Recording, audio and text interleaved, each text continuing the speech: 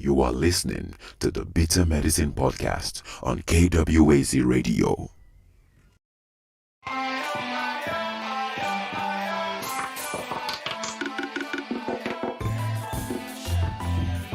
Welcome to the Bitter Medicine Podcast, where it's all about Black empowerment. Our show focuses on Black news and entertainment, arts, science, economics, history, people, and strategies that uplift, empower, and motivate Africans within the diaspora.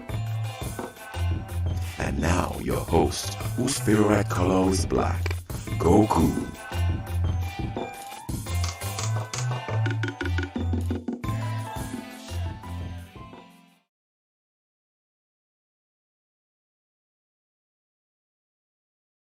Greetings, everyone. Welcome back to the Bitter Medicine Podcast.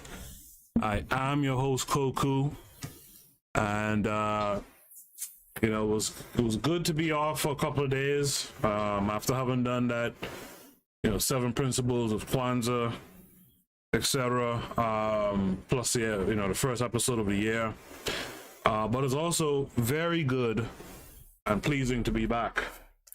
Today's show, we're going to discuss John Henryism, but we're going to discuss it in light of COVID-19 and this article that was sent to me that I thought was very interesting. This article, in its own way, with the backdrop of COVID-19 and Black men, in its own way, it reinforces this idea that we should carry with us going forward. Right, the ideology of health, wealth, and relationships that I talked about on the first episode of the year. So that's what we're going to be talking about tonight. The article itself is actually called "How COVID-19 Hollowed Out a Generation of Young Black Men." And in this article, they mention John Henryism, which I'm not sure a lot of people are familiar with. If you're wondering why the title of the show is simply John Henryism and not John Henryism and say COVID-19 or something, it is because, from what I understand from other podcasters on YouTube, is that when you put COVID-19 in the title of your podcast or title of your episode or what have you, YouTube kind of messes with it, right? Either it's not visible or something of that nature.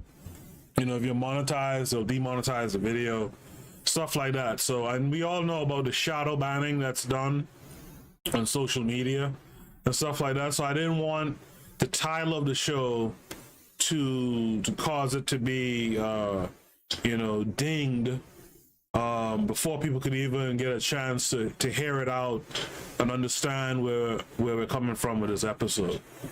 Before we get into the episode, however, I want to remind you guys that this show is a part of a podcast network. And what you want to do is support the shows on the podcast network. This way, they too can monetize their shows, and this podcast network can in fact become a movement of a Pan-African sort, where we could get voices and thought leaders on the podcast network. The next step is to get folks in the Caribbean on the ground, in the UK on the ground, and on the continent to have podcasts on this network. So in the meantime, take a listen to some of the shows that we have right now. This is DAX. You tune into the Harsh Reality Podcast, providing you with social commentary on the news affecting our community, only on KWAZ Radio. Peace, family. This is Oni, inviting you to listen to the pro-Black perspective, where Black problems are addressed with Black solutions. You are listening to the Bitter Medicine Podcast on KWAZ Radio. Yes, indeed. And also check out the Queen's Council. As I've promised before, there are other shows, new shows that you'll be seeing popping up in the near future in 2021. So let's get to the reading, shall we? This story This article was in ProPublica, and it's titled, How COVID-19 Hollowed Out a Generation of Young Black Men. They were pillars of their communities and families, and they are not replaceable. To understand why COVID-19 killed so many young black men, you need to know the legend of John Henry. To help with that understanding of the legend of John Henry, let us check out this video right here.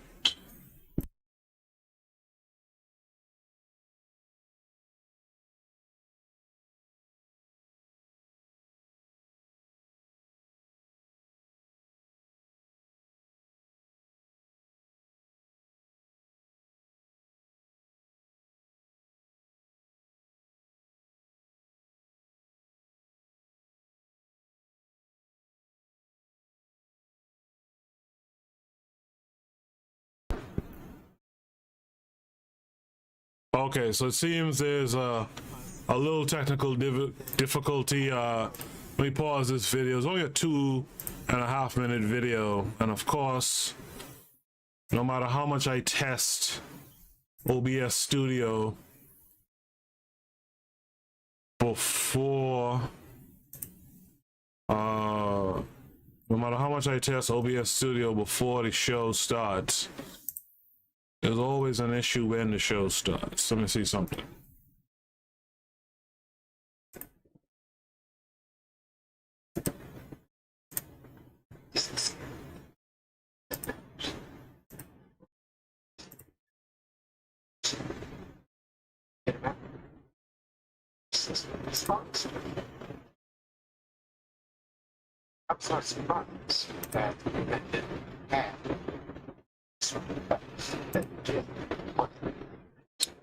Bear with me 1 second here as I try to figure this out. I know it's not ideal to figure it out mid-show, but sometimes we gotta do what we gotta do. Let's see.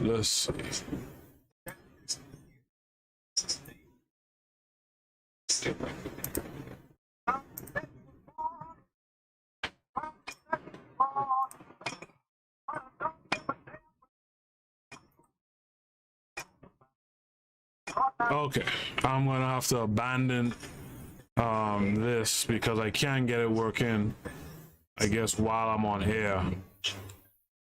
But so unfortunate.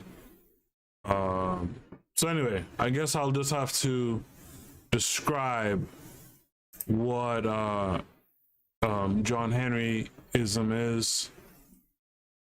It's a term, and I wanted to use that video because the creator of the term is the person in the video speaking. I like to have gotten it, you know, directly from the speaker, but it's all good.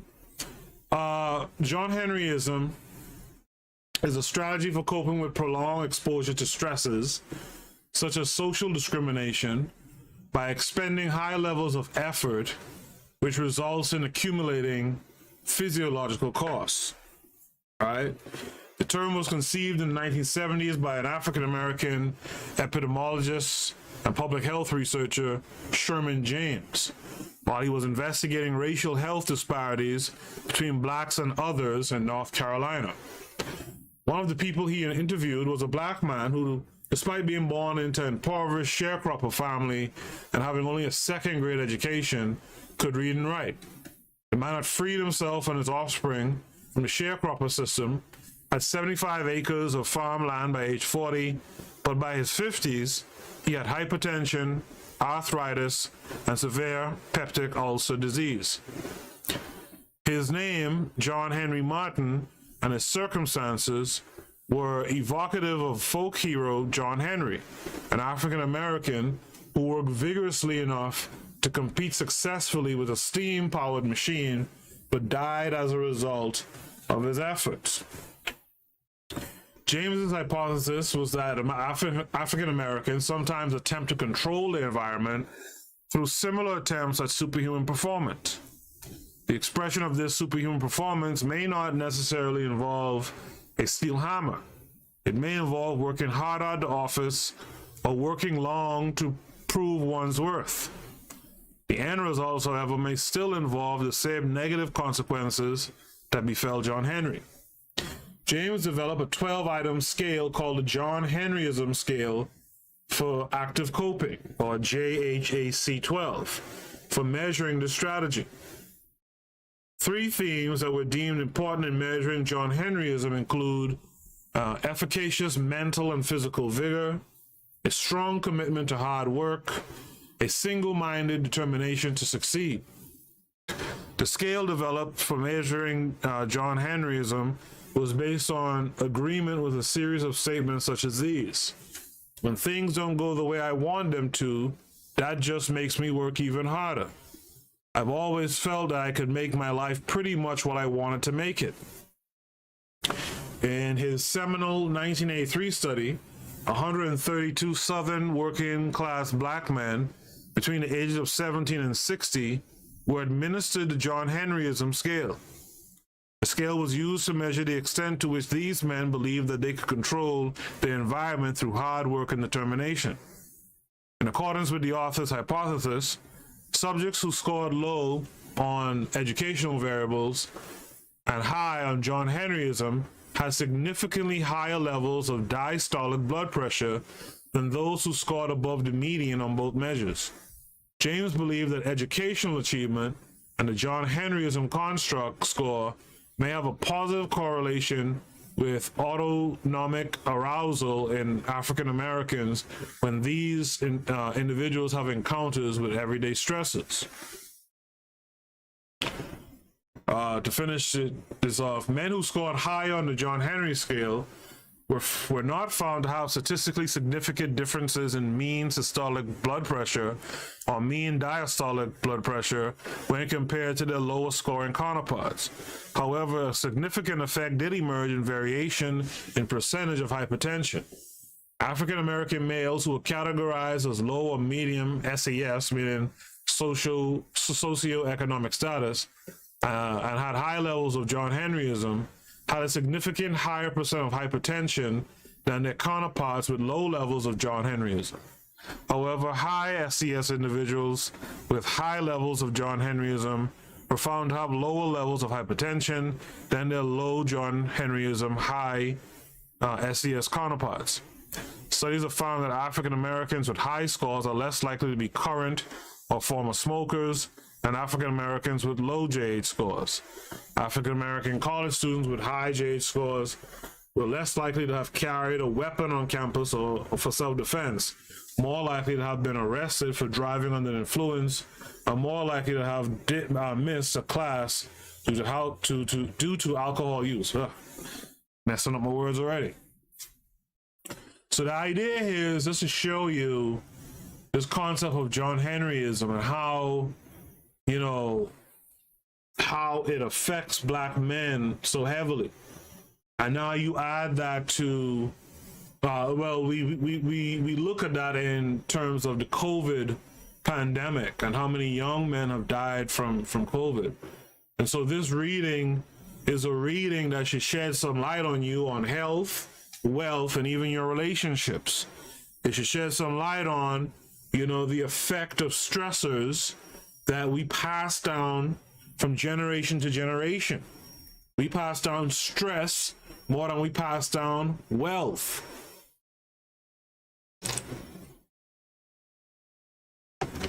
We're not really passing down good health. As I talked about a couple of weeks ago, you know, some of the stuff you can control with how you eat and stuff like that, but you're still predisposed to it. And where does that predisposition come from? That's a genetic thing. I talked about it on an episode in the past, you should look that up, called How Genetic Memories Work. And there was a study on these Jews and how Jews who went through the internment camps and who survived, their descendants, their grandchildren, great grandchildren today, right? They have just naturally higher stress hormones in their bloodstream. Why is that?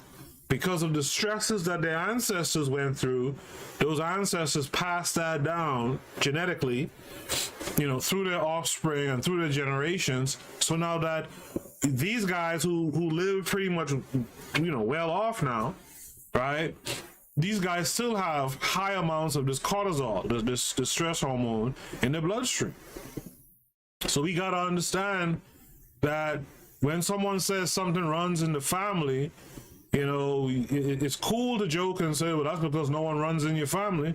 But it's real that there's things that there's factors that are being passed down, and we got to stop it. We have to invest in our wealth.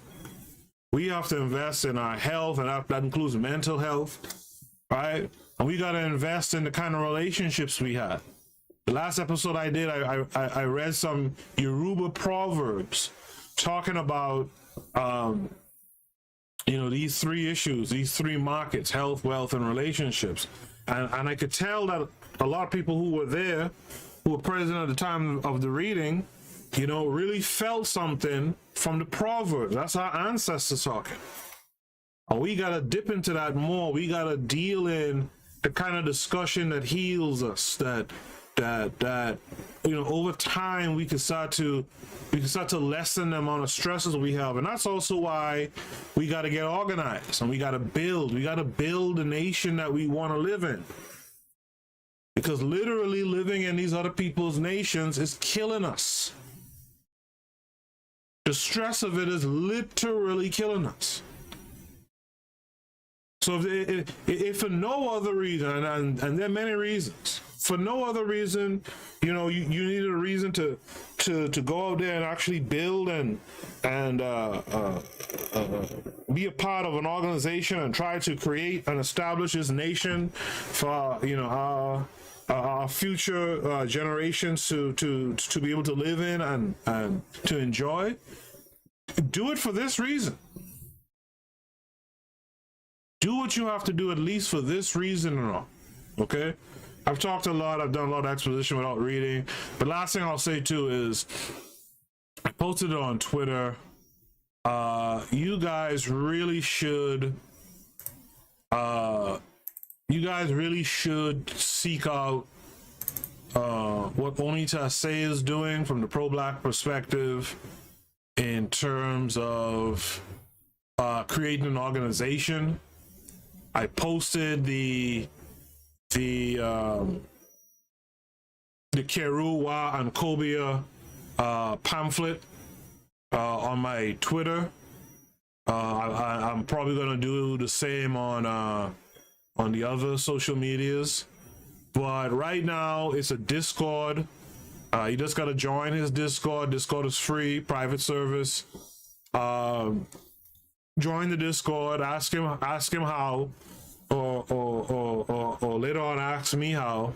And just let them know, hey, I wanna join Keruwa and Kobia, right?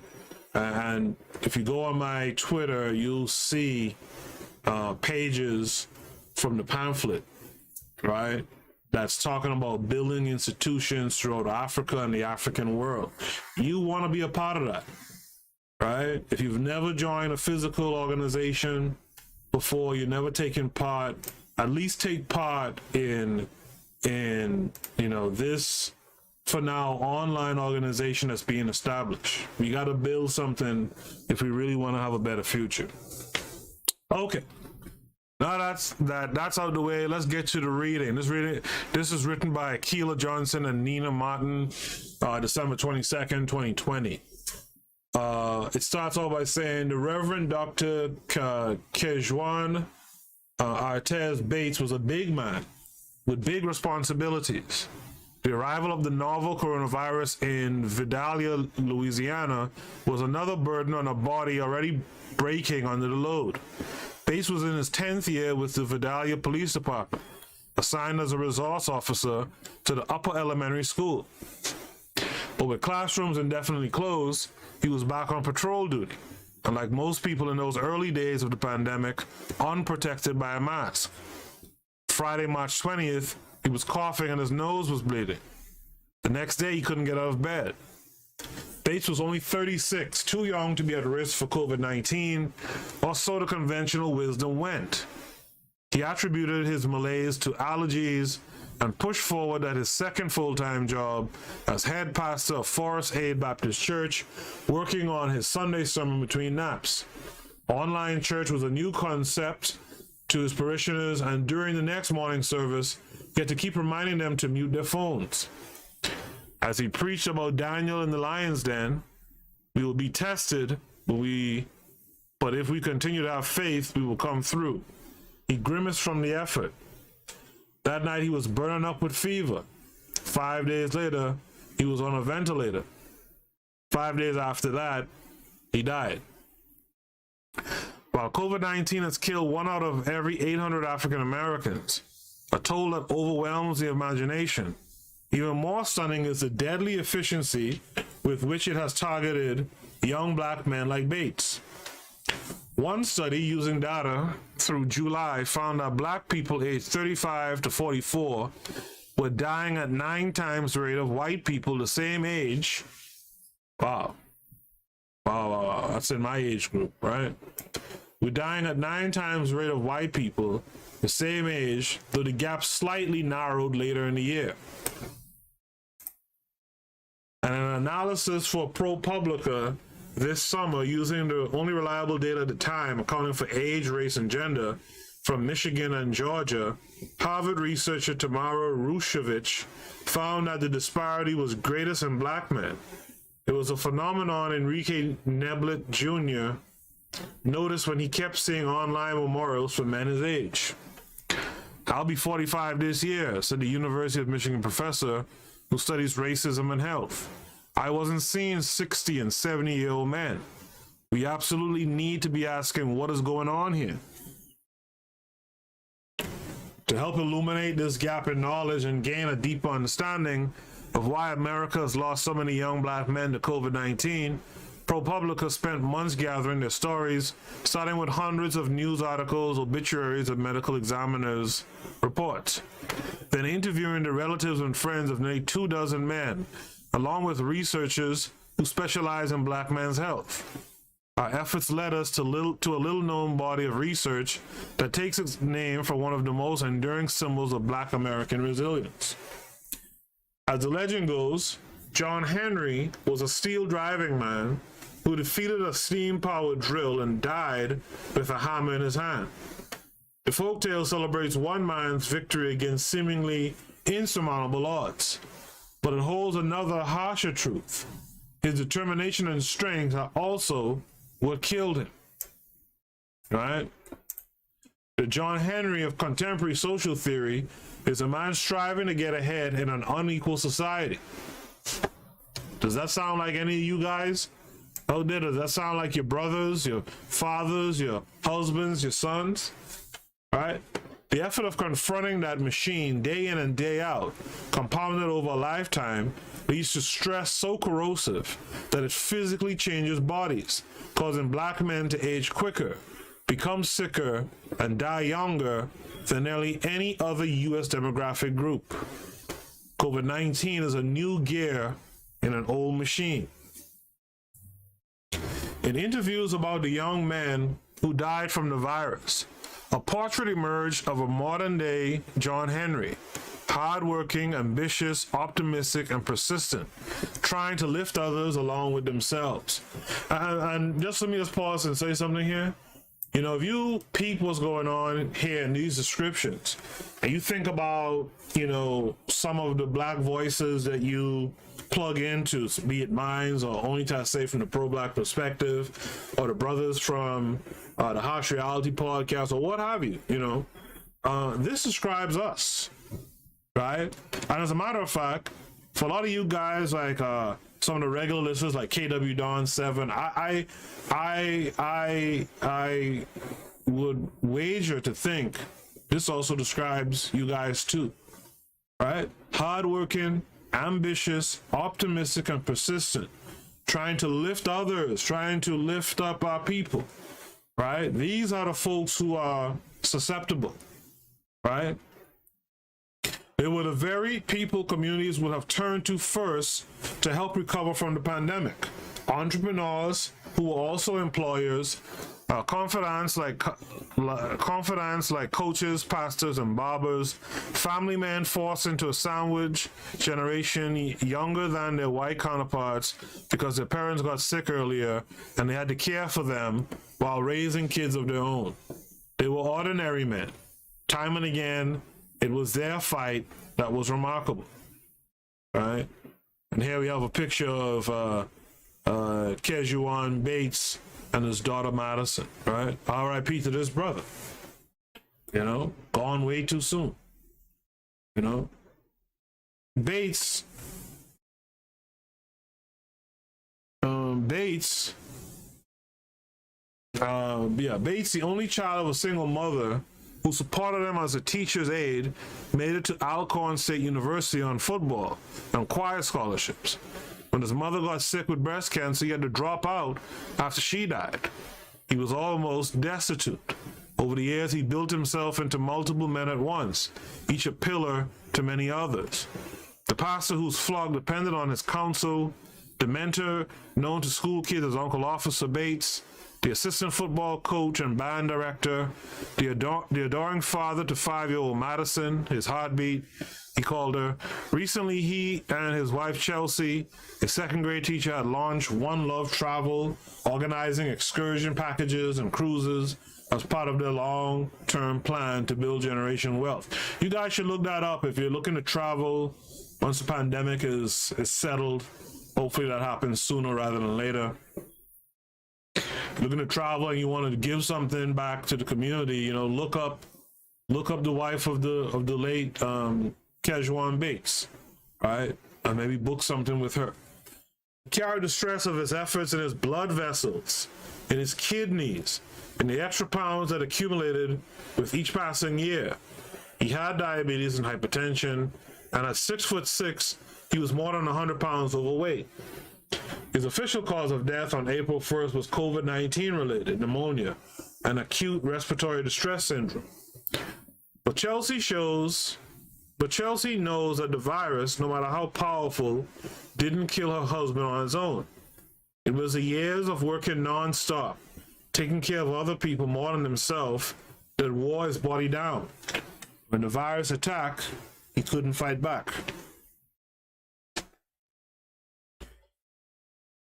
In the summer of 1978, the social epidemiologist Sherman James, then a 34-year-old researcher at the University of North Carolina at Chapel Hill, met the man who would shape his life's work. At 70, John Martin was a retired farmer who suffered from debilitating osteoarthritis and hypertension. He had peptic ulcers so severe that doctors had to remove 40% of his stomach. Recounting his story in his backyard rocking chair, his cane resting on his lap, the old man had no doubt why his health was so bad. Quote, "I worked too hard." Born in 1907, Martin grew up in a family of sharecroppers who were only paid half of what their labor in the tobacco fields earned.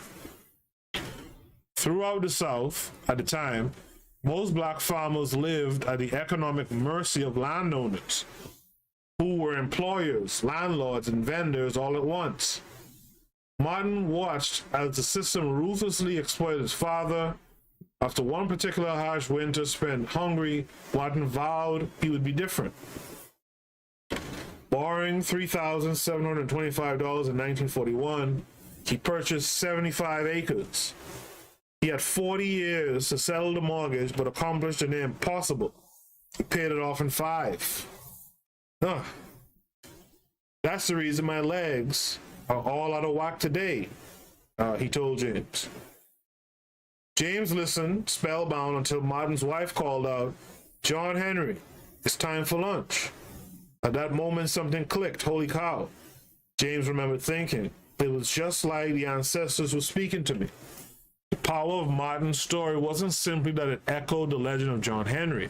It also echoed the life experience of most of the working class African American men James knew. 5 years out of graduate school, James was among a small group of researchers focusing on one of the most enduring public health problems in the United States: why health outcomes for black men are so poor. Black men live shorter lives than all other Americans, 71.5 years versus 76.1 years for white men, and have for generations. Black men's life expectancy didn't reach 65, the eligibility age for Medicare, until 1995. Wow. 30 years after the federal health program for the elderly became law. White men were living into the mid-60s by 1950. The shorter lifespans reflect a broader disparity. Black people have much higher rates of hypertension, obesity, diabetes, and strokes than white people do. And they develop those chronic conditions up to 10 years earlier. The gap persisted this year when the Brookings Institution examined COVID-19 deaths by race. In each age category, black people were dying at roughly the same rate as white people more than a decade earlier. So it's not just a wealth gap that these folks have on us, right? It is a health gap as well. And you might hear me on almost each episode kind of lament the distance that these folks have on us, right? And in a conversation I had earlier today, a good friend and I were talking about, in African tradition, Africans see time as something circular, right? That we go back around, we go forward and we come back around again, right? Europeans see it more linear, with starts and stops, etc. But the thing about that, if I'm going to come back, like I told my friend earlier, if I'm going to come back, and she said the same, if I'm going to come back again, I don't want to come back and meet my family messed up, right? Still the doormats of society, right? That's why we gotta keep working. We have to have the faith that we could change this thing by the time we come back around. Okay? We don't want to come back around 10,000 years and our people are still messed up. So that's why, at the start of this year, I put out the challenge to you guys. Let's all work on health, wealth, and relationships, right? Let's get more positive outcomes in those three markets of life. Okay? It's very important. We don't want this same foolishness to be going on even 100 years from now, where our lineage is dying 10 years earlier than everyone else, just because of who they are, of what race they are, right? To continue. For generations, public health experts mostly ignored the disparities. When they did pay attention, they invariably blamed the victims, their unhealthy behaviors and diets, their genes, the under-resourced neighborhoods they choose to live in, and the low-paying jobs they choose to work. And you see, that's the thing. Like, we even play the blame game on our own calamities, right? Right? It's not just our genes or our circumstances. It's what these savages have kind of cornered us into, right? These savages have cornered us into, this, to use some of our elders' own words, to use into this wretched, I think Malcolm X was one of these guys, into this wretched existence, right? Nothing good can come out of that. And because a lot of Negroes are out here on their knees dreaming about the afterlife, what happens after this physical plane. Because you folks, you know, some of them in our own families and friends and whatnot, because they're out here still stuck on that bullshit. They're not focusing on the things that need to be focused on right now in this life. In the chat room, there's some activity. Always nice to have some activity in the chat room. And of course, it's the trusty KW Don 7. Always there for me. I appreciate you, man. I only know one person. KW Don 7 says, I only know one person who has died of COVID-related symptoms. He was 82 and had pre-existing conditions. Yeah, I mean, I think the thesis of COVID-19 has been it's a pre-existing condition type thing.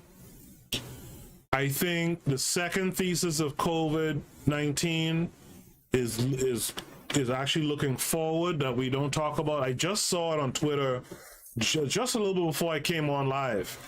A doctor was talking about the state that a person who had COVID and survived it, the state of their lungs in the long term, it's not good.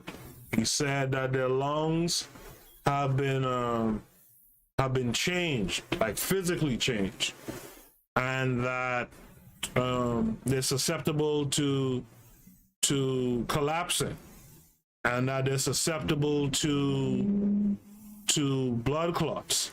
So we still have to look at, even for those who survive, they're going to have a pre-existing condition of sorts going forward based on the experience and the ravages of COVID-19. KW Don 7 says, I believe they're gaslighting the public with inflated numbers during this pandemic. Yeah, the thing is, I think there's some truth to that, in that I think the fact is they don't have accurate numbers, so they overextend the numbers. And I think when it's all said and done, and it's kind of typical, I think when it's all said and done, they'll readjust the numbers in the end, and maybe it's not as bad in terms of the number of deaths. I think someone pointed out to me, I think it was this morning, a friend of mine from back home said something like, it's weird that the number of deaths in the US were the same for 2020, right? Even though there was a pandemic and all these people died. So, you know, the outcome is, you know, it's still out there to be seen. Me personally, I haven't known of anyone personally who died from it. Oh, I'm lying. I do know one person, but it was a white person who died from it. Older gentleman too. Knew him from work.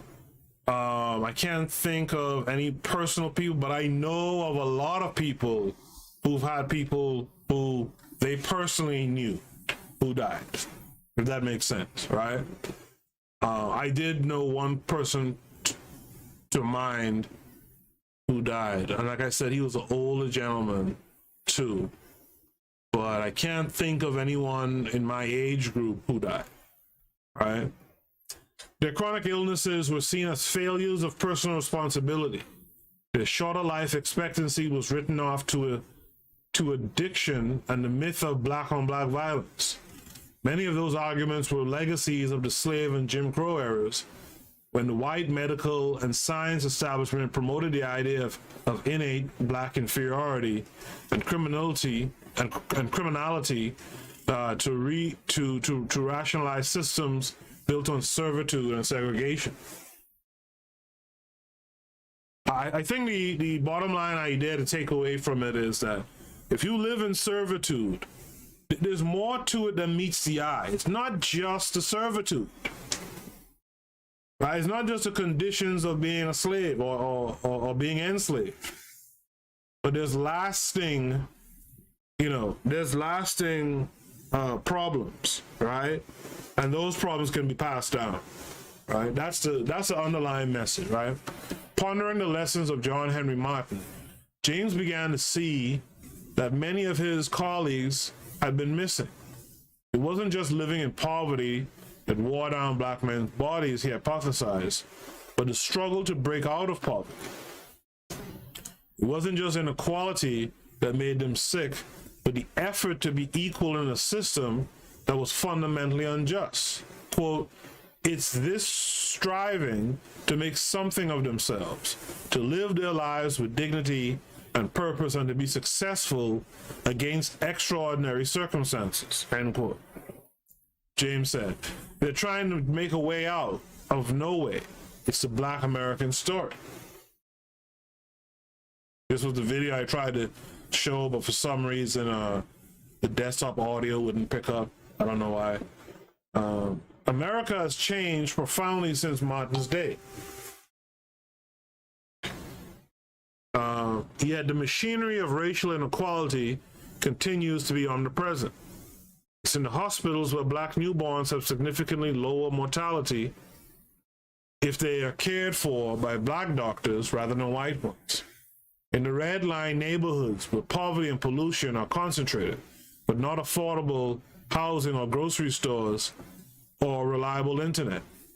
It's in the crumbling exploitative economies that force parents to risk their lives working long hours for low pay without sick leave, mass incarceration and voter suppression. In the innumerable hurdles, one piled upon another, that made black Americans climb up the socioeconomic ladder more daunting than ever. Their successes more fragile and the setbacks more consequential. So if you read that too, right, what you don't want to take from that is the victim's mentality. What you want to take from that is the lack of strategizing, right? There's a lack of strategizing when you read that passage, right? If you're about to give birth to newborns, then you need to strategize to have a black doctor, right?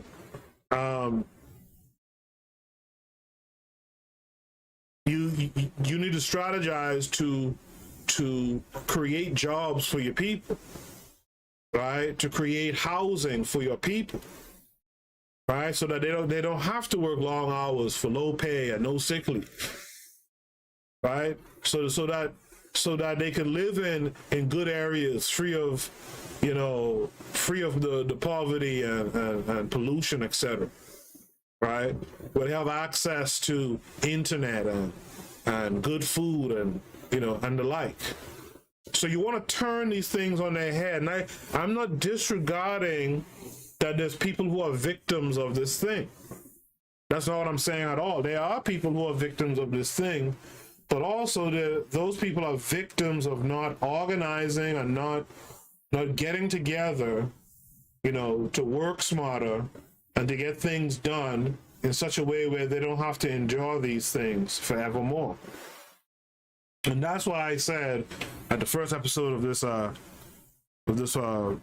podcast this year, we got to work on those three markets: health, wealth, and relationships. And relationships also covers community, and all of it covers nation building. It's at the heart of it, right? This is what you got to do if you're in an African community or African satellite nation or whatever it is. These are the things you have to work on. You cannot just sit by and be a victim of it and not do anything to lighten the burden for all of us in the community. Okay, so I wanted to be clear about that. Yes, yes, this is real and this is problematic, and people endure it and are victims of it. But we're also victims of not getting organized to take it up off of us either. In the chat room, I see KW Don 7 still out here hanging with a brother. The book Medical Apartheid. Yeah, I was going to mention that. The book Medical Apartheid by Harriet Washington is essential reading for black people. Make sure you guys pick up that book. Maybe in the future we might even, do a book review of it or something, right? But that's a book to pick up. Everyone thinks about racism as something that is personally mediated, like someone insulting me, said Linda Sprague Martinez, a professor at Boston University School of Social Work, who conducts community health research with adolescents and young adults. But the way in which it's really pervasive is how it disrupts life chances and opportunity. These are systems that are designed for you to fail, essentially, and for you to be erased and be maintained in a certain position in society, right? But again, like I said, this is when you rely on, their institutions, their systems, and you're not trying to actively build some system, at least a system of protection, for yourself.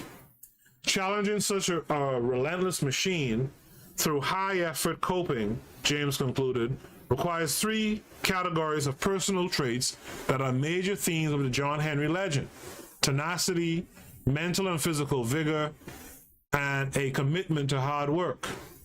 To measure them, he developed the John Henryism scale, with scores determined by how strongly people identify with 12 statements, including, quote, once I make up my mind to do something, I stay with it until the job is completely done, and, quote, it's not always easy, but I usually find a way to do what really needs to be done. To score high on John Henryism, you don't have to be black or male or economically disadvantaged. But over the years, James and other researchers have found that black people, especially those who are poor and working class, do score high,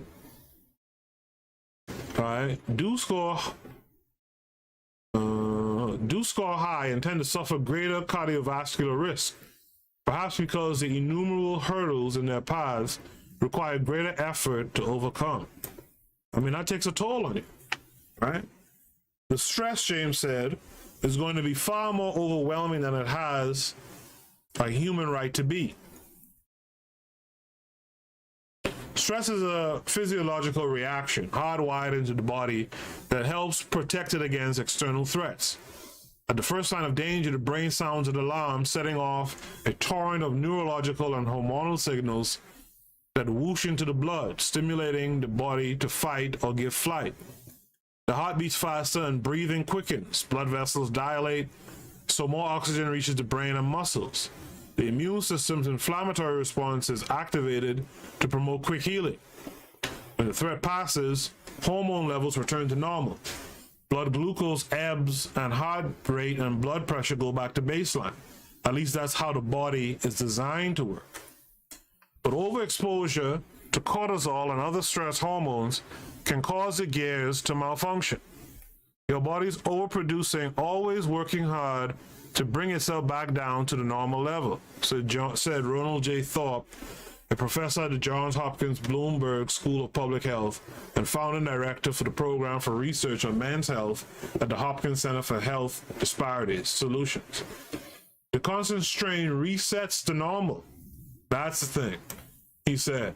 As blood pressure remains high and inflammation becomes chronic, the inner linings of blood vessels start to thicken and stiffen, which forces the heart to work harder, which dysregulates other organs until they too begin to fail.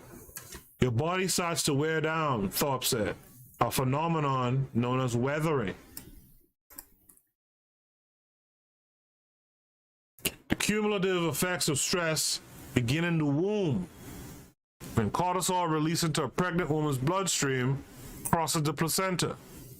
It's one of the reasons a disproportionate number of black babies are born too early and too small. Then exposure to adverse childhood experiences, anything from abuse and neglect to poverty and hunger, continues the toxic stream. Too much exposure to cortisol at a critical age in development can rewire the neurological system's fight or flight response, essentially causing the brain's stress switch to break. The more stress a youngster endures, the more likely he or she is to have academic, behavioral, and health problems, from depression to obesity. You see, don't just look at a person and say they're crazy, or don't look at them and say, they're just obese, or what have you. You know, look at what's going on, not just in their lifetime, but look at what's going on from their mother's lifetime. And you know, that's a cruel world. That's a cruel world.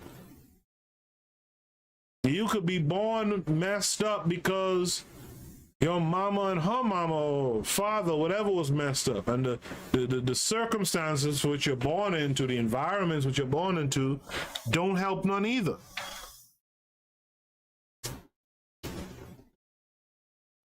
And trust me, these people know it. These savages who run this quote unquote, who run the world, they know it.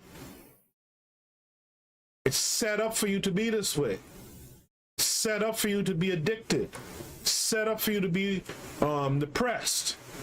It's set up for you to gain weight and be sickly out here. And what's crazy is it's set up that way, and they have a mechanism to see how it's working. It's called the hospitals. The hospitals take all these stats. The health insurance. These guys take all this stats so they know it's working. They got the stats to show that black folks in general, and black men in particular, are sufferers of the society that they set up. So what are we going to do about that? Work on your wealth, health, and relationships. Let's stop going at it alone. Let's start working with each other and wherever we are, whatever little pockets we're in, let's work on it together.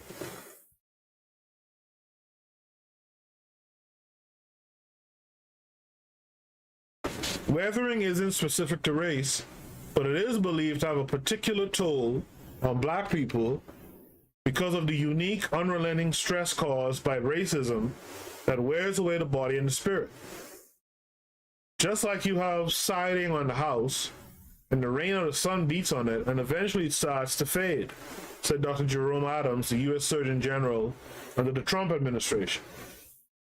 Shawnita Seeley Jefferson, a social epidemiologist at Ohio State University, says the human body isn't designed to withstand such biological and emotional assaults. Quote, it's the same thing as if you revved the engine of your car all day, every day. Sooner or later, the car's going to break down. Right? The effects of stress can be seen at the cellular level. Researchers have found that in black people, telomeres, repeated sequences of DNA that protect the ends of chromosomes by forming a cap, much like the plastic tip on a shoelace, become shortened at a faster rate, a sign of premature aging. In a 2018 study examining changes in 7 biomarkers in cardiac patients over a 30-year period, researchers found that black patients weathered at an average of about 6 years faster than whites. And it was the extraordinarily high rates of hypertension in the black community that prompted scientists to look at the impact of stress in the first place. By age 55, about 76% of black men and women develop high blood pressure, versus 54% of white men and 40% of white women, which increases the risk of heart attacks and strokes. Sustained stress has strong links to obesity, which black children and adults have at much higher rates than whites. Some of this is physiological. The interplay between cortisol and glucose is complex and insidious, triggering metabolic changes that can lead to diabetes and other chronic diseases. Some of it is psychological and behavioral. Stress is strongly associated with depression and other mental health disorders. The way that people deal with stress is by strategies that make us feel better, such as comfort eating, said Thomas Laviste, Dean of Tulane University School of Public Health and Tropical and tropical medicine. Stress and anxiety cause sleeplessness. Tell me about it. Which itself is correlated with weight gain, right? The result is often a cascade of health problems: hypertension, cardiovascular disease, metabolic syndrome, that strike early and feed off each other. The truth is, like, if you ever look into this statement here, like, if you become a diabetic, overnight, your cholesterol is bad. I'm talking overnight in terms of your numbers. So I'm saying, like, your numbers could be good, right? Blood glucose good, A1C1 good, cholesterol good, pressure good, and let one of those things go by, particularly the issue of blood glucose. All of a sudden, everything is bad. They feed off one another, right?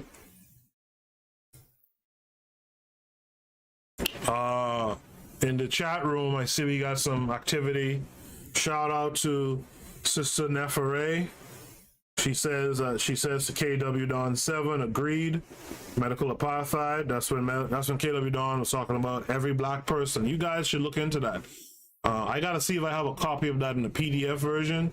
If I do, it'll be available on the Discord. Ask me how to join the Discord. As a matter of fact, while I'm speaking about it, let me just grab an invite and post it into the chat room. I've had a couple of people join the Discord in recent weeks. If you want to be someone who helps with the podcast, the mission of the podcast, you could join the Discord for that. Or if you want to help us in developing a new African-centered curriculum, one for the 2020s and 2021s and beyond, you could also join the Discord. I have a prompt up right now in the Discord where we are looking over a previous African-centered curriculum and looking for what's the strengths and the weaknesses of that curriculum, and to see what opportunities it gives us, what road we can take in building a new and improved curriculum. If you're interested in that, make sure and join us. All of these podcasts that I do are about the curriculum, because at the heart of all of this stuff is learning, is education. But the education has to be an African-centered one. As much as I'm talking about, this podcast this year and years to come is about health, wealth, and relationships, remember, it's within this notion that we need to build a new African-centered curriculum for ourselves as adults and for our children, right? In the chat room, I see Trife Mac has made an appearance. What up, Trife Mac? I haven't seen you around in a minute. You guys, make sure if you're new here, click the subscribe and hit the bell to be notified when I'm online. And if you've been here before, make sure to give me a thumbs up. I recently did a show, had about 10-12 people in the live, 2 likes. All right, make sure you guys come in, hit the like for me. And there's the link for the Discord. Join now. That link goes down in 24 hours. Because Black Americans experience many forms of stress, often at once, researchers have more questions than answers about the specific role John Henryism plays in these outcomes. The study of Black men's health remains an under-examined frontier, with little in the way of funding or will, because, quote, Black men are not viewed as sympathetic, said LIVESTREAM, and because so few go into the health research profession. And that is an important statement right here. I teach a microbiology class, and I can tell you, in a semester where there's 180 students in a microbiology classes, in terms of labs and stuff like that, there's 180 students a semester. You might see, I want to be accurate here, you might see about 4 black men, 3 to 4 black men in, out of 180 students per semester. And there's some semesters where you only see about 2. Right? And microbiology is a higher level science class. It's above general biology 1 and 2. You know, so it's one of these classes where, you know, you're really solid and invested in you know, biomedical research, you know, science, medicine, healthcare, and health research, etc. And we only see a few guys in there. And that's something that we got to change. And again, the education, the childhood education has to tell you, right, and prepare you from young based on your interests, right, what level, what areas you want to go into. And everything you do, from the English to the history to the math to the science, everything has to bring you back and revolve around what it is you want to do at the center, right? So if you hear what I'm saying, you understand, and you like what I'm saying, and you want to be a part of it, come out and join us and help us build, you know, this curriculum. Leveson Thorpe, the Johns Hopkins professor, co-founded the Black Man's Health Project, the first large-scale national study focused solely on the black man's needs, with a goal sample size of 5,000. They hope to learn how stressors like segregation and adverse early life experiences impact health outcomes. If this segregated body of emerging knowledge were to grow and infiltrate the mainstream medical and research communities, James can only imagine how beneficial that would be. Health professionals could build deeper relationships with their patients by better understanding the sources of stress that wreak havoc on their cardiovascular systems. They could test for high blood pressure, diabetes, and cholesterol levels more frequently and at younger ages.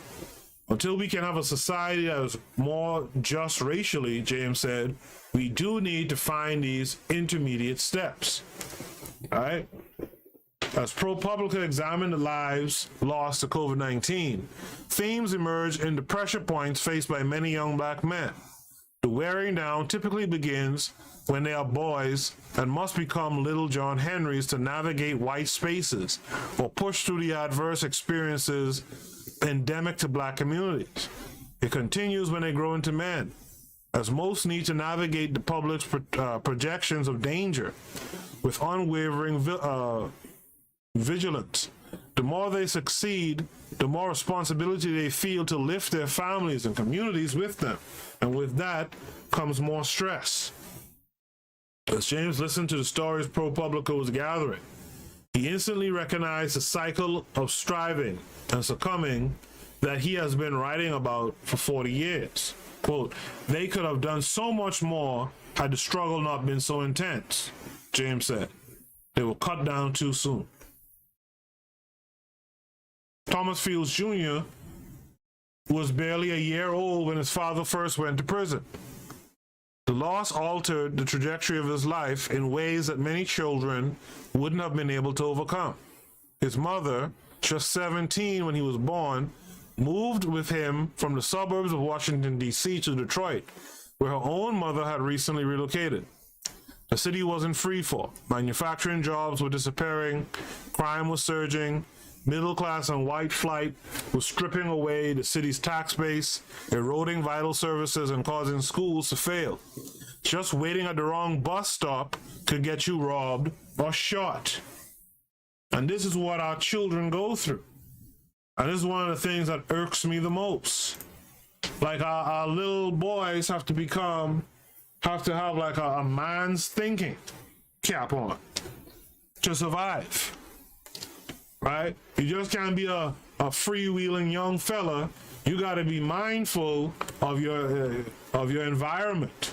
You have to be mindful if you step on someone's shoes. You have to be mindful who you stand next to.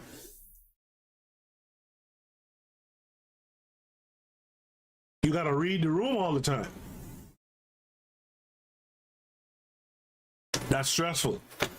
Well, when you're a young male living in Detroit, if you live past 18, it's like you're 50 years old. Fields and 31 said on Facebook Live chat last year I swear that's how it feels. So for you guys in the room, and this is not just for black men, but even black women in the room, right? Or those listening to the playback, which Trife Mac says he catches the playback while listening at work. Salute to you, Trife Mac. Right? Did you guys feel this way as well at 18? Living in America, did you feel, or wherever you were, did you feel like, let's just living past 18, you were like a 50-year-old guy because of all the things you've seen and gone through and endured? Let me know in the chat room. Mitigating childhood adversity requires deep wells of resilience. Researchers say one of the best ways to build those reserves is having a nurturing caregiver. In this, young Thomas was exceptionally lucky. His mother worked 2 jobs and still managed to watch him like a hawk. She told him constantly that she loved him. That's something we gotta be more engaged in, telling our kids, especially our sons, but I mean both sons and daughters, don't get me wrong, but we gotta tell them that we love them. His grandmothers looked after him after school and during summer breaks. His father, Thomas Sr., did his best to be involved from behind bars, urging him to not make the same mistakes. Quote, "I wanted this," Thomas feels, "to break the mold," he said. There's a picture of Thomas Fields Jr. If you're watching the playback on YouTube, you'll see what Thomas Fields Jr. looks like, right? To do that, Thomas became a little John Henry. He got decent grades, stayed out of trouble, and taught himself to cook healthy food, not the junk so many of his peers ate. After high school, he attended Grambling State University in Louisiana for a couple of years, then joined the U.S. Navy, where he went from being a talented amateur chef to a trained professional. He also became a father. When there were setbacks, he was already planning his next move, a strategy that black adolescents absorb like the air they breathe and the water they drink, Sprague said. Quote, "The mentality is, even if this system is not designed to work for me, I'm going to win the game. I haven't gotten the prize yet. I must not be working hard enough."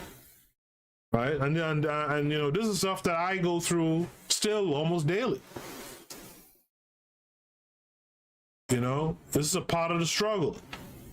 Right? But if we start doing for ourselves more, for ourselves and each other more, we could cut down a lot of this stress. High effort coping can confer mental health benefits even for children raised in the duress of circumstances. Dosha Dejay Joy endured the kind of trauma that dooms many children: beatings, neglect, sexual abuse. Born in Chicago, he spent much of his adolescence in group homes in the Wisconsin system.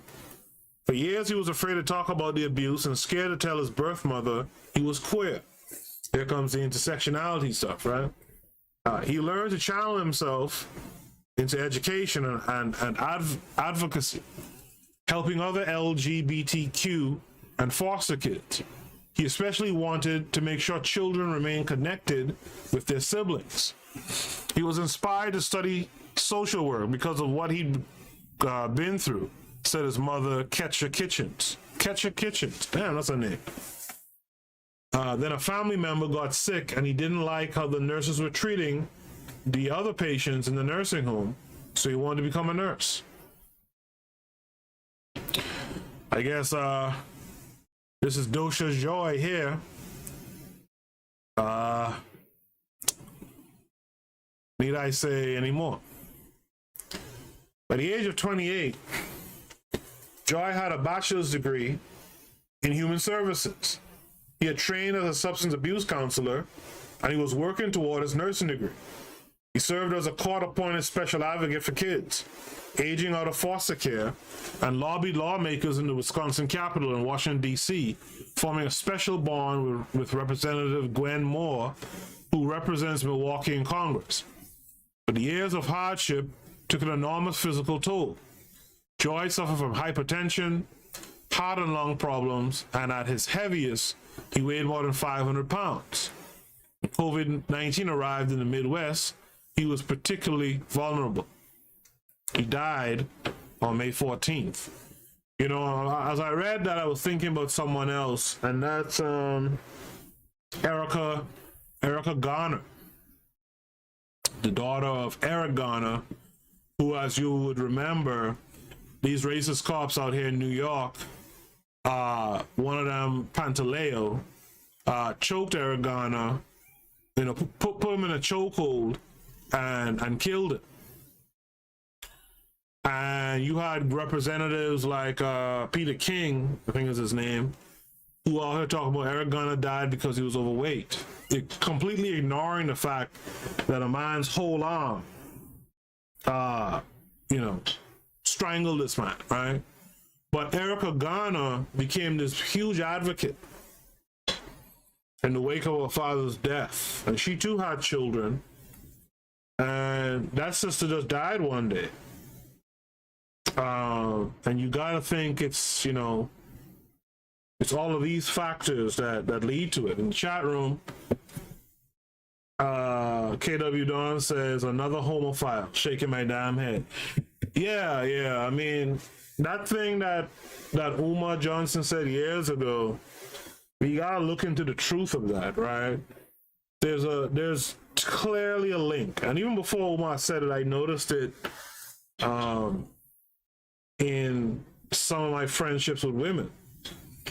A lot of women I knew were lesbians or lived lesbian lifestyles, at least for a time. And when you asked them about it, it was because some older woman when they was a kid was messing with them. You know, and so, you know, Umar brought it up when he talked about like gay fellas and stuff, and I believe it. Because when I used to talk to those women back in the day, you know, it was always the case that some older woman, their mom's friend or something, you know, was messing with them, right? For young John Henrys, the physiological benefits of high effort coping seem to be complicated by what's happening inside the body. Typically, when you study resilience in any group and subjects are doing well by our typical metrics, going to college, getting a good job, not taking drugs, we say woohoo. University of Georgia researcher Gene Brody said. Logically, we thought this would transfer to have health benefits. But for Black young artists trying to climb the economic ladder, they found just the opposite. When you look under the skin, doing blood draws and using other kinds of measures, they look like their health is starting to suffer. You know, that makes me think of like the Lil Wayne types. And what's my man from the South? I think Houston. You know, those guys who were heavy on the lean and all that kind of stuff and died in their sleep and all that stuff. And Wayne having numerous, what do you call this stuff? What do you call it again? Like fits, you know? You're trying to climb that ladder as an artist and you're doing all this stuff. You're doing all this counter stuff to try cope, you know? If you look at Wayne now, Wayne looks like, Wayne has to be like, what, 42, maybe? Wayne looks like a dude about 60. Right, Pimp C. Thanks, KW Don. Pimp C. Pimp C. That's the guy. Right? I mean, man. More than 25 years spent tracking the health of Black families in rural Georgia, Brody and his colleagues found that adolescents identified by their teachers as being success-oriented already had higher allostatic loads, science jargon for wear and tear on the body, at age 19 than their peers. By age 25, those from more disadvantaged backgrounds who scored high on the John Henryism scale were more likely to have metabolic syndrome, a cluster of conditions that are precursors to diabetes and heart disease, than people from less disadvantaged backgrounds, right? Brody and his colleagues have dubbed this phenomena skin deep resilience. The same effects are not found for young white strivers. In his late 20s, Fields was diagnosed with such a severe case of diabetes that his military career came to a screeching halt. When he returned to Detroit last year, he was a little brawnier with more tattoos. Quote, diabetes was something that he was going to beat because he wasn't going to lose to anything, said the Reverend Torian Bridges, one of his best friends for 20 years. He became a personal chef, a motivational speaker, started a podcast, and wrote a cookbook. He helped out his mom, who had multiple sclerosis, and he took a job as a school culture facilitator, working with kids who had discipline problems at Paul Robeson Malcolm X Academy, the pioneering Afrocentric public school he had attended. An Afrocentric public school, huh? He was especially good with trouble boys who didn't have a father at home, said Principal Jeffrey Robinson, his one-time homeroom teacher, later his boss. He could identify with the feeling of the loss. In March, Fields and his mother caught the coronavirus at the same time. She recovered. He did not. And just to remind you, this is Thomas Fields Jr. here. All right, look at that guy. All right, guy looked like he could be a football player or something like that. Not old, not from what it seems, not obese particularly. Dead and gone. All right, striving, within this system. Right? Seizures, strife mark, yeah, that's the word. Yeah, for some reason, when I do this show, my mind, I start forgetting stuff. I don't know why, but seizures is the thing I was trying to say. Not fits, but seizures, right? To navigate life as a black man is to be constantly vigilant. The ubiquity of racism means that everyday interactions while driving or shopping or bird watching can have potentially dangerous outcomes. So John Henry is living a heightened state of awareness, continually adjusting. It might mean placing family photos near the front door to quickly prove your son belongs should police ever respond. It often means being able to strategically assimilate, to assume a public identity aimed at neutralizing stereotypes of blackness and diffusing irrational white fears. This, W.E.B. Du Bois explained more than a century ago, is double consciousness. This sense of always looking at oneself through the eyes of others, of measuring one's soul by the tape of a world that looks on it, amused, contempt, and pity.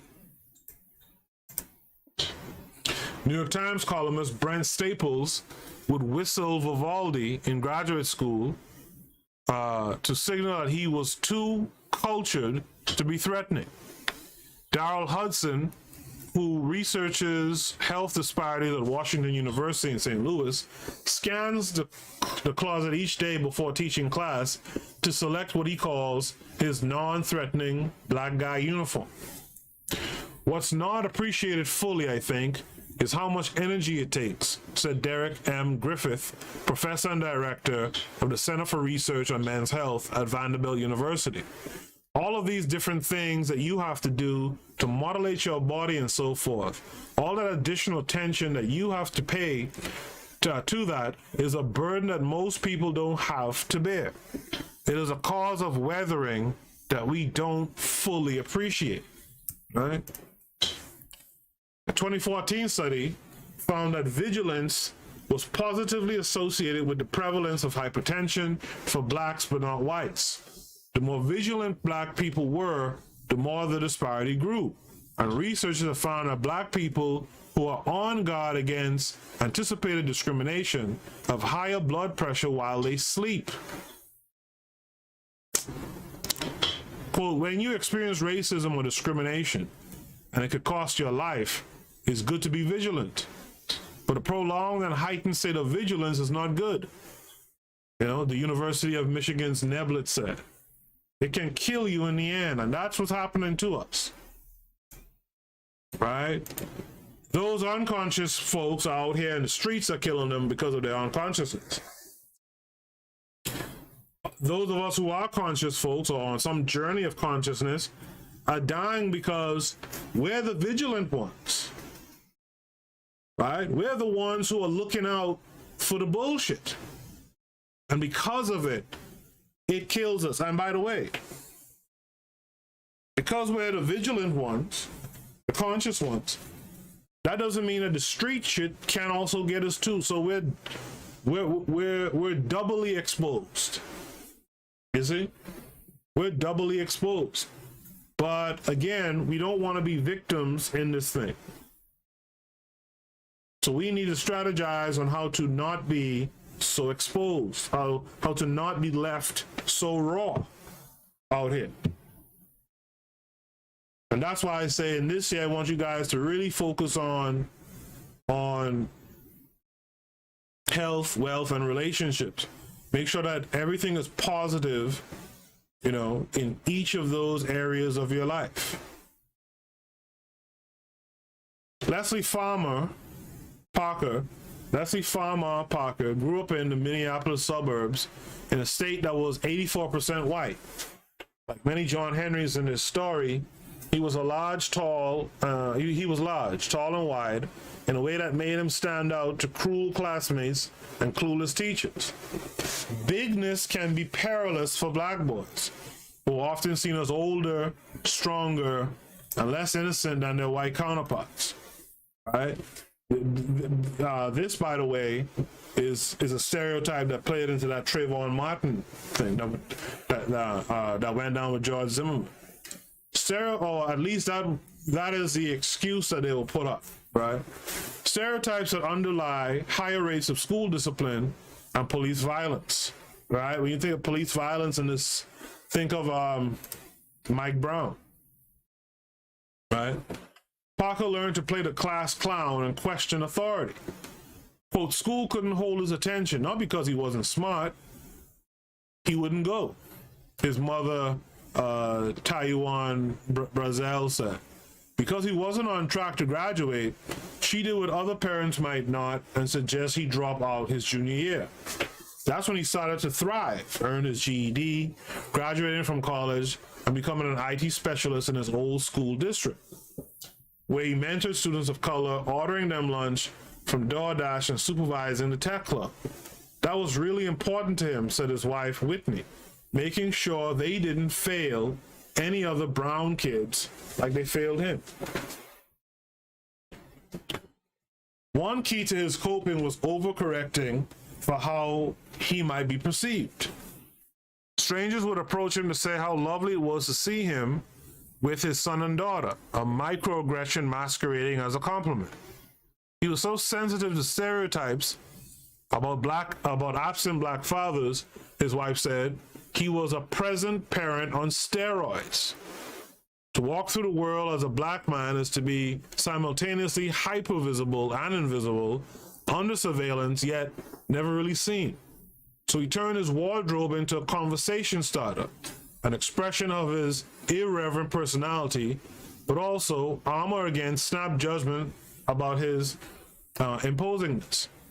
He carried a SpongeBob SquarePants backpack to work and often wore a pro wrestling or superhero t-shirt during off hours. He was out of place and he went too far with that SpongeBob shit, but okay. Parker was constantly scanning the horizon for threats against his family and his kids at school, wondering whether there was something more that he could do for them. He projected a cool demeanor, his argumentative wit camouflaging worries that his mother knew kept his head in overdrive. Quote, I kept telling him, son, you need to rest. You don't have to do everything in a day. End of quote. He was diagnosed with high blood pressure at just 27 and worried it and the extra pounds would keep him from seeing his two children grow up. He died in May from COVID-19 at the age of 31. And I just want to go back and show you his image. He's a big guy, but he's a big young guy, right? And that brother is gone, right? Before I continue, I just want to take a quick station ID break, take a sip of water. I'll be back on the. You are listening to the Bitter Medicine Podcast on KWAZ Radio. This is DAX. You tune into the Harsh Reality Podcast, providing you with social commentary on the news affecting our community, only on KWAZ Radio. Peace, family. This is Oni, inviting you to listen to the pro-black perspective, where black problems are addressed with black solutions. You are listening to the Bitter Medicine Podcast on KWAZ Radio. And we're back. Make sure, guys, check out those other shows. And, let them know that you're listening to their shows as well. Give them comments and thumbs ups and, follow them on social media. And just let them know that you appreciate what they're doing as well. And I appreciate you guys for checking in with me. When I do this show, shout outs to the sister Nefere, always around when I'm doing a show, and she's become a friend of mine's now. Shout out to Trife Mac, who does check us out on the playback while he's at work. But every once in a while, I will see Trife Mac in the room while I'm live. And a real good shout out to KW Don 7, man. I know your full name, but I refuse to call you by your full name on this public thing here, so I just call you KW Don 7. I really appreciate you coming through. When I can't remember something, there's guys like KW Don 7 who actually helped me remember the term or the name that I was trying to remember. So I appreciate all you guys for checking out. And anyone else who's here, who's quiet right now, who's watching the show live, and those of you who listen on the playback, I appreciate all of you. Thank you for being here. So let's continue. The effort it takes for black people to navigate mostly white spaces to get an education, earn a living, take out a loan, raise a child can be caustic, right? Their credentials are questioned, expertise doubted. On college campuses, black students are often asked if they're on a sports scholarship or if they're really students. Research shows that a person doesn't need to be the target of a racist incident for his body to be affected. And that's a hard part, right? Just us seeing what's going on in the world, right? Like when we watch George Floyd die on television, on video, right? That affects us. The Trayvon Martins, the Mike Browns, the Tamir Rices, and especially when we live to see that they don't get no justice. I mean, that really affects us, and we got to take these things into consideration. Watching videos of police killings, see what I'm saying? Black people or even just anticipating a racist experience can trigger the fight or flight response. Incidents build up in memories and transform into chronic stresses. Ruminating on them can activate the body's biological stress reaction. This happens over and over again, often many times a day, until the cortisol pump essentially breaks. Right? Joshua Bush, who died in April of COVID-19, slammed up against racial stereotypes in his work as a nurse in South Carolina. There were funny looks from people who didn't expect to see a black man when he arrived at job interviews, and white patients who refused to let him touch them. If you're white and you don't want me to touch you, well, thanks. You just made my day, but a lot of black people stress over that shit. There's a picture, old picture of like some black nurses and stuff tending to a guy fully dressed in a clown outfit and in clown robes and stuff. I'd have left that fucker. But again, they take this vow and they take this vow seriously, and so but it'd have been hard to get me to work on that dude.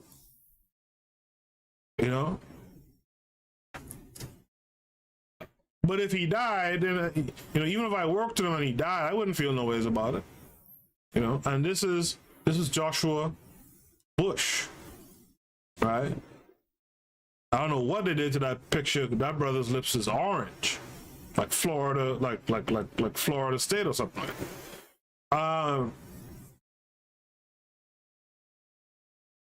He told them, that is your choice, but you're missing out on great help, referring to the white folks who didn't want him to touch them. His mother, Linda, recalled, and he and his wife, Akilah, saw the healthcare industry as their route to upward mobility. She worked in hospital administration. At 30, he was studying to become a registered nurse, working as an LPN. Bush also suffered from a rare enzyme abnormality that caused severe muscle cramps from overexertion. And because of it, trips to the emergency room weren't uncommon. He'd come to accept that the first image doctors and nurses saw, someone black and overweight, influenced their bedside manner. They treated him like he had no medical knowledge and lectured him about diabetes, though it had nothing to do with why he was seeking care. His experience informed the way he cared for his own patients. Part of his fight against the system, his wife said. At the same time, she could see her husband's stress all over his body. Lifting as we climb, onward and upward we go, words that started as a call to action at the rise of the Jim Crow South have become an enduring part of the African American experience and can serve as a unique form of stress. The proverb was born of black suffragist Mary Eliza Church Terrell's belief that it was incumbent upon the growing black middle and upper class to use their position to fight racial discrimination and help others rise through education, work, and community activism. It is why Thomas Fields was told as a boy that he was duty-bound to give back to the community once he got an education. Why Dosha Joy advocated for young people in the system, because someone helped bring out the sunshine in me, as Dosha Joy would say. You're socialized to say it's not just about you, it's really about what you're going to do for your broader community and for your family. Washington University's Hudson explained. Well, people take it very seriously, trying to light a path for those behind them, even when they're not necessarily in the most stable situation themselves, but they're lifting as they climb. That's taxing. That's a visceral stress. How many of you are lifting as you climb? If you're live with me tonight, let me know how many of you are lifting as you climb. And if you're listening to the playback, drop a comment. Let me know that you were listening. And let me know how many of you are lifting as you climb. Right? Are you feeling the stress? Okay? In the Brookhaven, Mississippi, of Eugene Thompson's youth, black business owners understood that Brookway Boulevard, at least a stretch that ran from downtown, was for white business. The election of Barack Obama was a turning point. Thompson figured if a black man could become president of the United States, surely he could rent a modest space on the boulevard. Publicly, his goal was to grow his client base by cutting white people's hair too. His family knew his aspirations were grander. Quote, he wanted to do something in Brookhaven to help black people to get off their knees, end of quote, his mother, Odell Edwards, said. We are on our knees. It's not easy earning a living in Mississippi, where the single most common job is working as a cashier, and the $7.25 minimum wage hasn't budged in a decade. How many of you are from Mississippi? From Mississippi or live in Mississippi? I'd like to know what your thoughts are on that statement, right? Cutting hair came naturally for Thompson, who started it on himself at 12. He attended a local beauty academy where he could afford to go to barber school, and over the years took the same methodical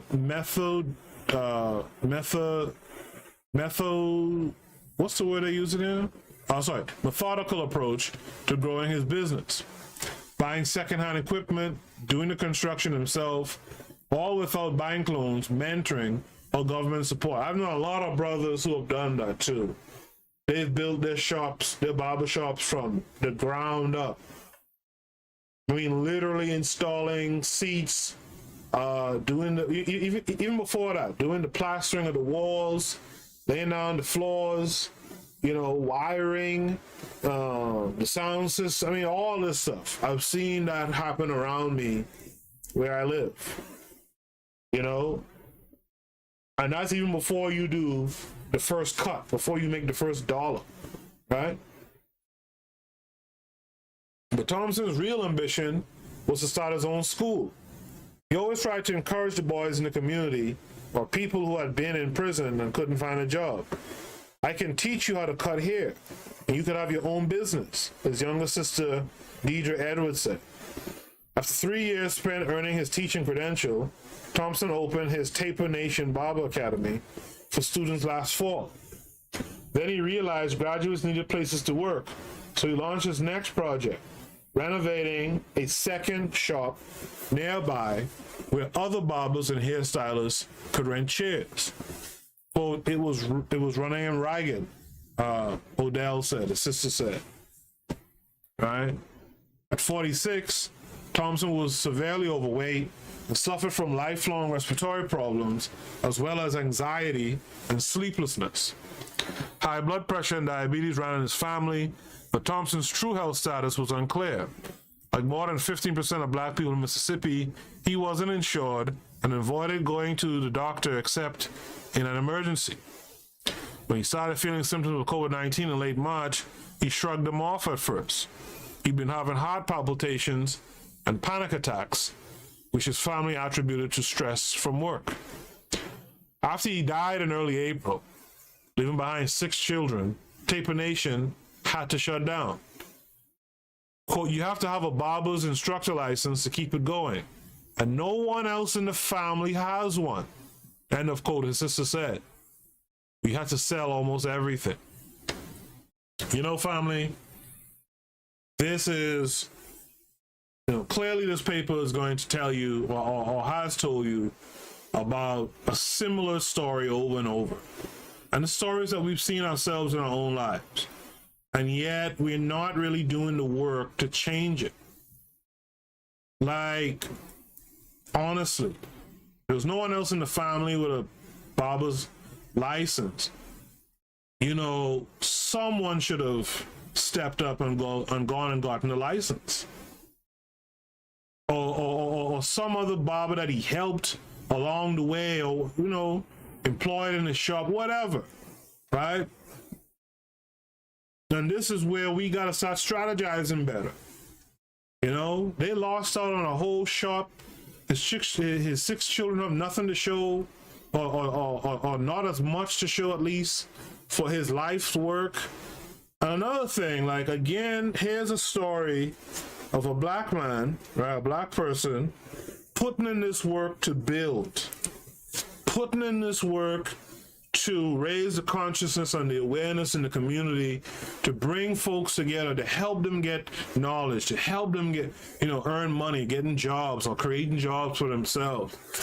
You know, where's the community? You're telling me he's the only barber in, what's this place, Brookhaven or something like that? You're telling me he's the only guy there? Right? This place in Mississippi? You're telling me he's the only guy in the go back? This is Eugene Thompson here, now deceased. All right? You can tell he's in his shop. You can see the barber poster on the back, right? I mean, this is horrible now. This is horrible now. Like, we don't have a system. And frankly speaking, let's not pretend that white folks is all up in our shit every day, standing up over our shoulders and stopping us from making any moves.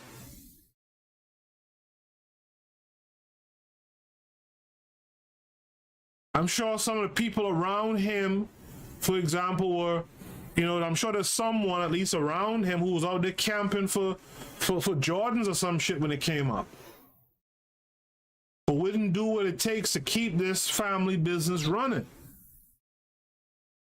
And that's, you know, and this is what happens when the burden is only on a few people. That's why I say, you know, it's hard for me to sit back and say, well, who doesn't want to be involved? Screw them. And, you know, in terms of nation building and stuff like that. Now we got to really try to get through these people. And we need more and more people trying to get through. You can't leave it down to 1 and 2 people. This stuff is killing us.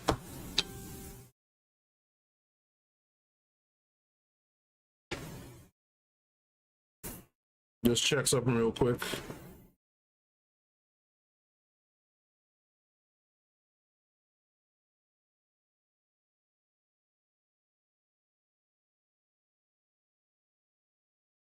Okay.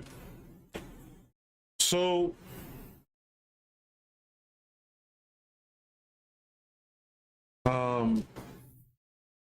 one second. Okay. So recent disasters, Hurricane Katrina, the Great Recession, have shown that Black communities aren't just more vulnerable than white populations to economic and social dislocations. They recover more slowly. The impacts of the pandemic are likely to be magnified because so many deaths have occurred among Black people under age 60. The peak earning years when people raise families, start businesses, amass capital, amass social capital, and create lasting legacies, right? This is a good point by the paper, you know. In addition to the lives it took, COVID-19 has robbed wealth that John Henry's were only beginning to accrue and toppled what they had begun to build for themselves and those around them. There's a point in here too. Because of how the system is set up and because we're not organized to develop our community, to pull each other up, right? Because of that, we only start to really amass wealth and start businesses and really start, you know, working on our legacies when we're older. When we don't do it when we're 20, you know, 25. We only can really get to do it when we're around 40 years old. If you check it, our years, the most important years for us, based on the system that we're in, is 40 to 60. That's when we get to really, you know, we understand the game, we see what's missing, and now we know how to fill the gap, and we start working towards it. But that's a very tough age to start doing all that work. So that also goes to the education where, and the idea where we got to stop making our children start from scratch. If your children or my children have to start from scratch again, they too will wander through the years until about 40, when they finally get it and realize, okay, so this is how I have to move. This is what I got to do. As opposed to us giving them the knowledge so that when they finish high school, they know how to get in there and put in that heavy work, you know, in their more youthful days of adulthood, right? 20-year-old, 21-year-old, and you putting in that work and you making some shit happen. So that by the time you hit 40, you're in that stretch where everything has been built, it's running along, hopefully it's thriving, right? And you're getting ready to kind of put your kids onto the game, if you haven't already, right?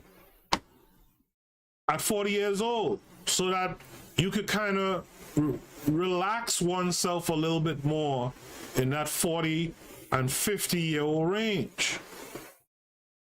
By 60, you want to be looking to retire off of the work that you put in. And now you can let the next generation maybe carry on the work or what have you, right? But there's a methodology that we as Black folks completely miss each generation.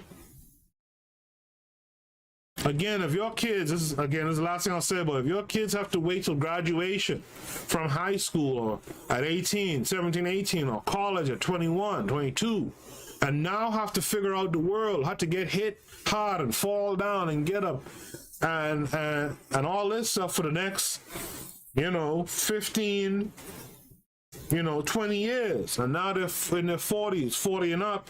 And now that they've kind of understand the game, now they got to start building. That's taxing. That's taxing. We got to get them in. We got to get them into the game earlier. And lastly, I'll say to that is this, and this is a concept that's hard for a lot of black people to take. When you look at white society, right, and you look at wealth, a lot of times, right, and I'm not talking about these tech guys. These tech guys kind of build themselves through technology. But you go back, a couple of generations, and what you would see is that oftentimes the wealth is started by someone who's taking on the whole burden and who never sees the fruition of his or her work, really.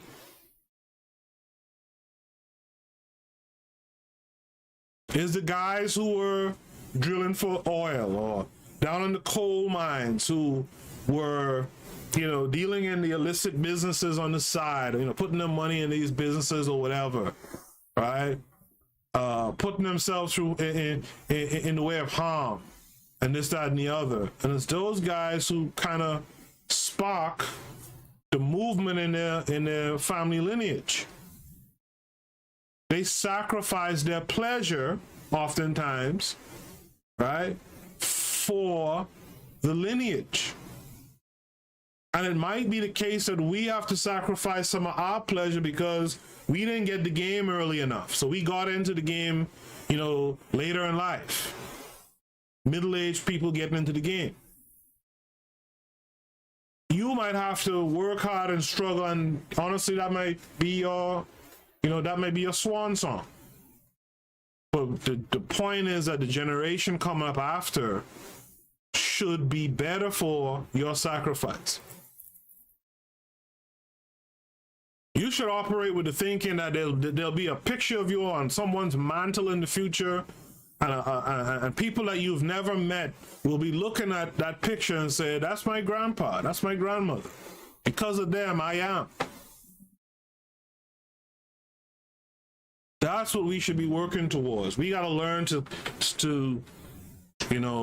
if it passed us somewhat, we got to work to create abundance now, like I talked about the other night. And if that's how we go out, then that's how we go out.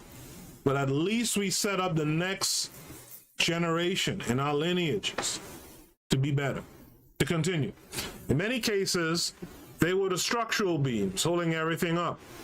Well, these are people who help pay bills for people who aren't their biological family members, said C.Lee Jefferson, the Ohio State social epidemiologist.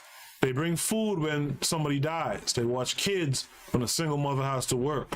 Some of the biggest losses are intangible, she said. Social support, emotional support, resource sharing, encouragement, storytelling, role modeling, all of these things that are vital for African Americans in particular, given our history in this country. You don't just lose one aspect of a person, you lose multiple aspects. Fields couldn't comfort students reeling from a crisis that has killed more than 1,600 of their loved ones and neighbors. It's a tremendous loss, said Robinson, his principal.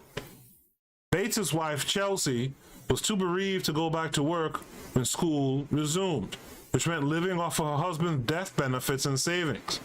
She focused on trying to help Madison process a grief she's too young to understand. Sometimes she lays on the floor and kicks and screams that she wants her daddy, that she misses daddy, and why did he have to leave?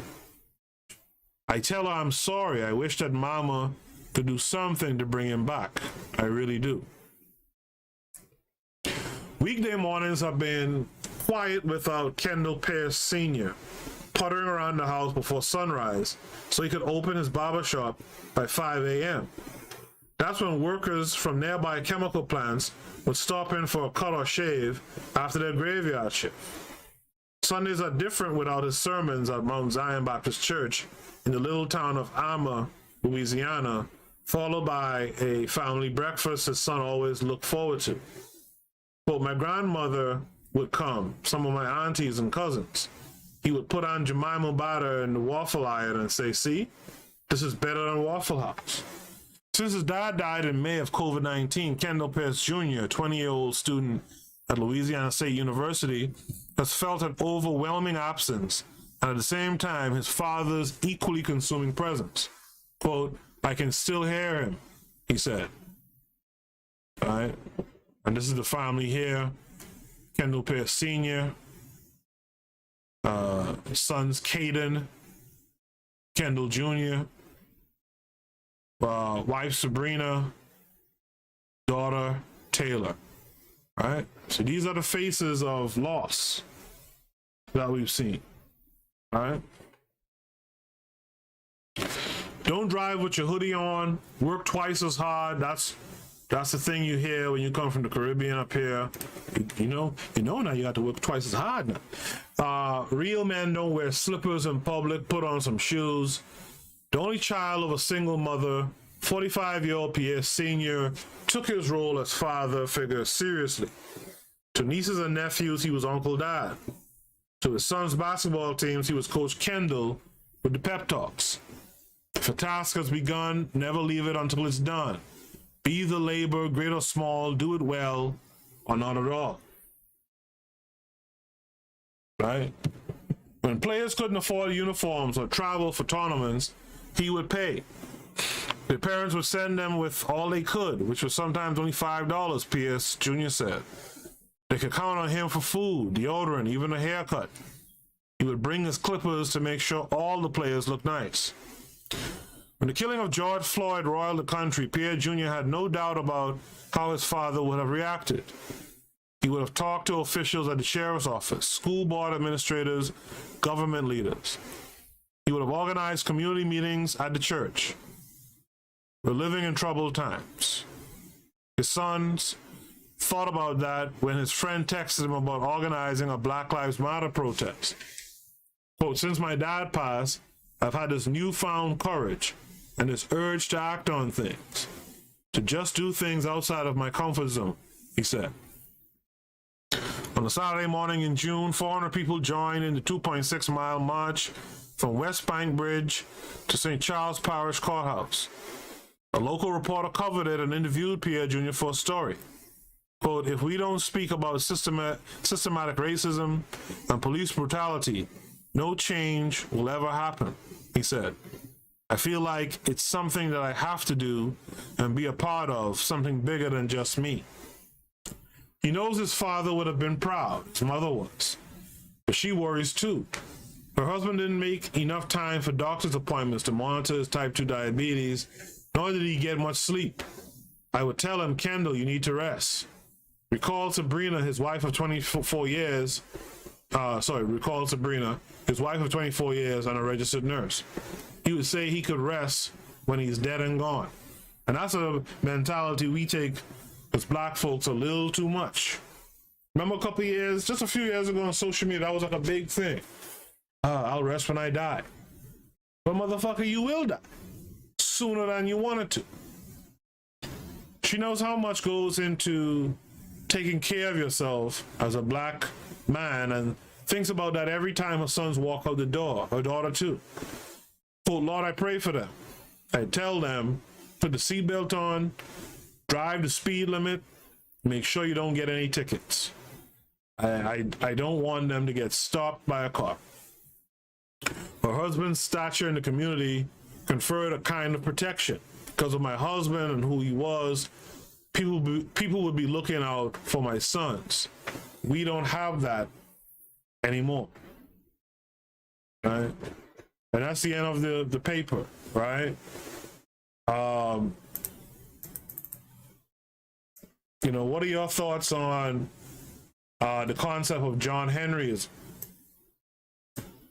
What are your thoughts on, COVID-19 and the preconditions that that people have, especially in Black society, right, in face of this pandemic? What are your thoughts on this? How do we go forward? My suggestion stays the same as it was at the beginning. I see the pro-Black perspective is in the chat room. We have to understand that there is a system that victimizes us, but we don't have to wallow in the system. Within ourselves, if we get together, right, we understand the concept of working with other Black folks, near and far, right? We understand our predicament. We can work together to change some of this. We could be more cooperative in our communities. If you listen to the stories told in this reading, a lot of it was because a single man took on the work of what's probably a dozen men. And even for myself, I'm reading this and I think about myself. And I think about how my mind is always racing to the point where I don't have sound sleep. I'm always thinking about what can I do next in my personal life and in my personal life with regards to what I do on this show and what I talk about. We have to start to really spread out the hurt, meaning it shouldn't be on one man to do the work of 12 people. 13 people should be doing the work. One man shouldn't be organizing or creating an organization and writing the pamphlet and organizing the events and what people focus on and talk about and all. That shouldn't happen, right? More people need to get involved, right? We need to spread this out. That's what's going to save us. The education is going to save us. Getting our people on the right track earlier in life, it's going to save us. Not having to take the bumps and bruises and learn and make mistakes and all this stuff, and then all of a sudden you're 40 years old and now you realize, well, I need to work on my wealth.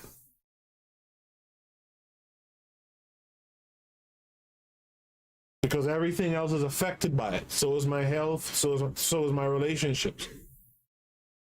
And now at 40, you're out here hustling, trying to make something happen for you, your family, and your community.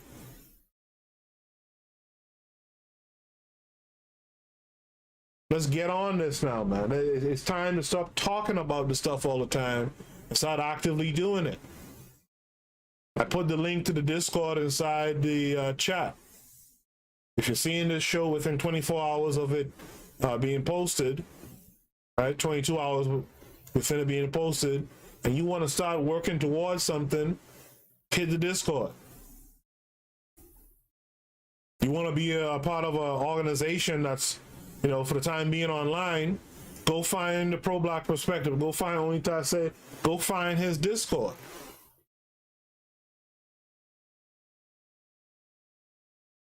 And let's start changing our conditions.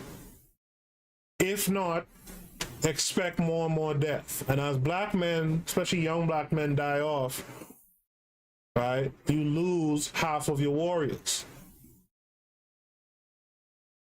Who's gonna fight? So anyway, I just want to thank.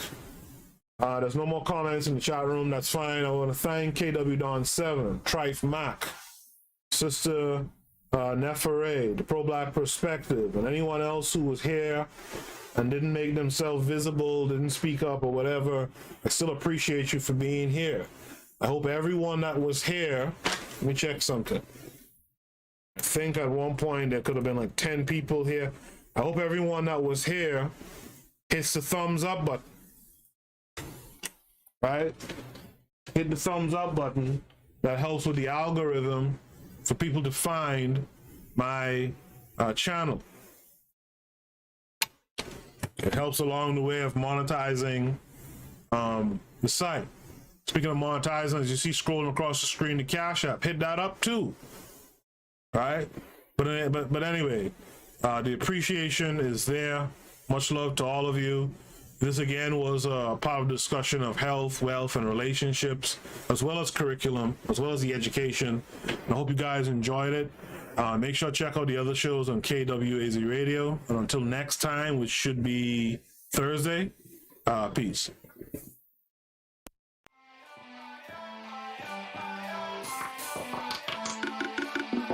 Thanks for listening to the Bitter Medicine Podcast with your host, Koku.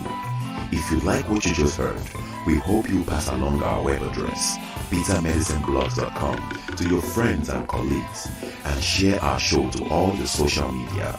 Be sure to check out our archive section on our website for previous podcasts. This has been a KWAZ radio production. Join us next time for another session of the Bitter Medicine Podcast. Follow us on Facebook at Bitter Medicine Show, Twitter, Bitter Meds, Tumblr, Bitter Meds, Instagram, Bitter Medicine.